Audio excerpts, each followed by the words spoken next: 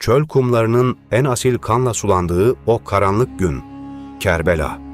Peki, peygamberin torunu Hazreti Hüseyin, o amansız ölüme neden bile bile yürüdü? İşte Kerbela'nın ardındaki tarihi gerçekler, Emevi devlet aklının acımasızlığı ve o büyük ihanetin kanlı anatomisi.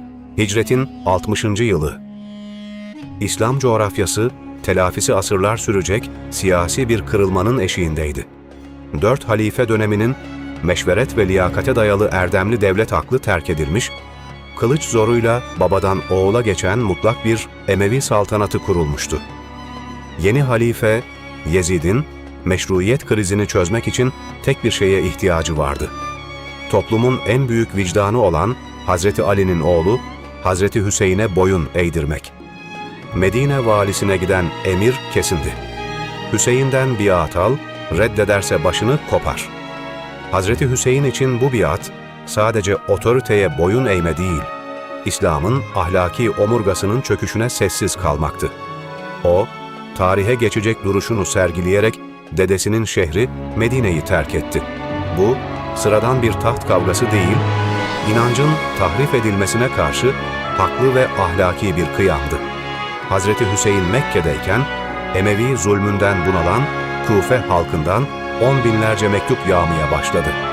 "Ne olur gel," diyorlardı.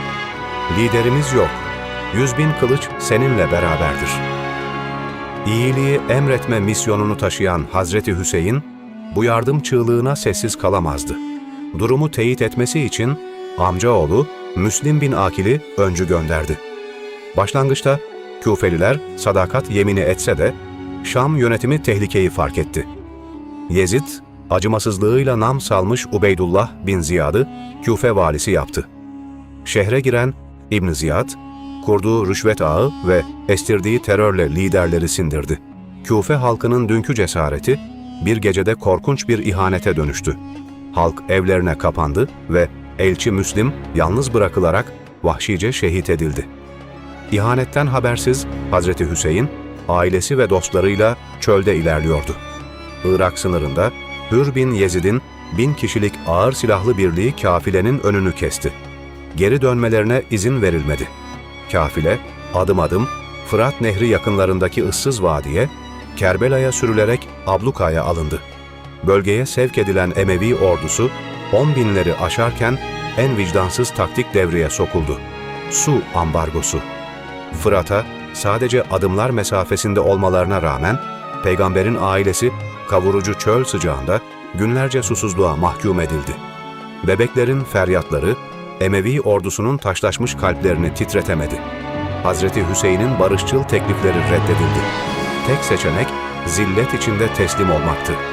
O ise asırlar ötesine seslendi. "Zillet altında yaşamaktansa izzetlice ölmeyi tercih ederim."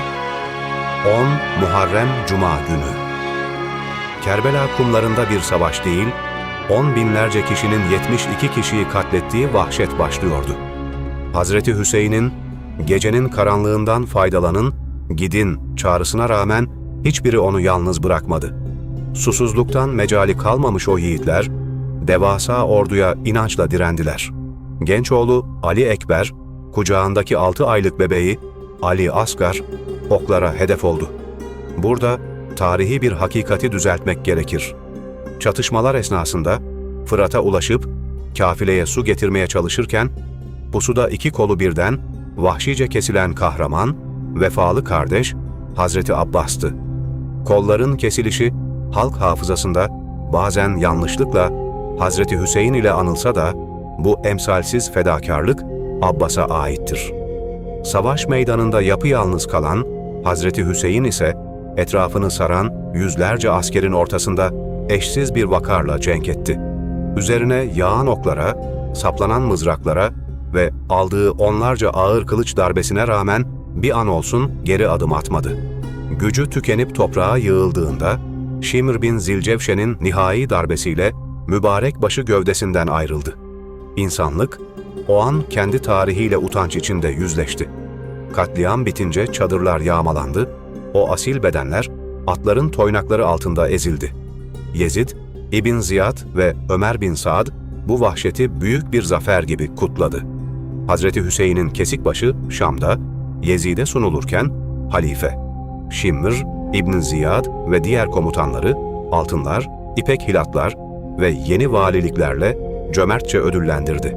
Katiller dünyalık bir saltanat ve kanlı ganimetler elde etmişti.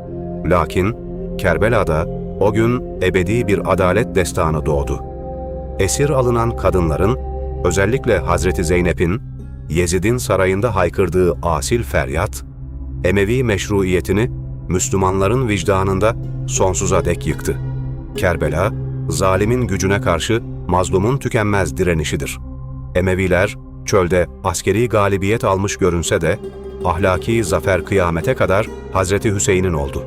Çöl kumlarının en asil kanla sulandığı o karanlık gün, Kerbela. Peki, peygamberin torunu Hazreti Hüseyin, o amansız ölüme neden bile bile yürüdü? İşte Kerbela'nın ardındaki tarihi gerçekler, Emevi devlet aklının acımasızlığı ve o büyük ihanetin kanlı anatomisi. Peki sizce günümüzde Kerbela'nın adaletsizliğe karşı gösterdiği bu sarsılmaz direniş mesajını tam olarak idrak edebiliyor muyuz? Düşüncelerinizi yorumlarda benimle paylaşın, tarih aynasından bugüne yansıyanlar üzerine konuşalım. Bu tür derin tarihi analizler için videoyu beğenmeyi ve kanalıma abone olmayı unutmayın.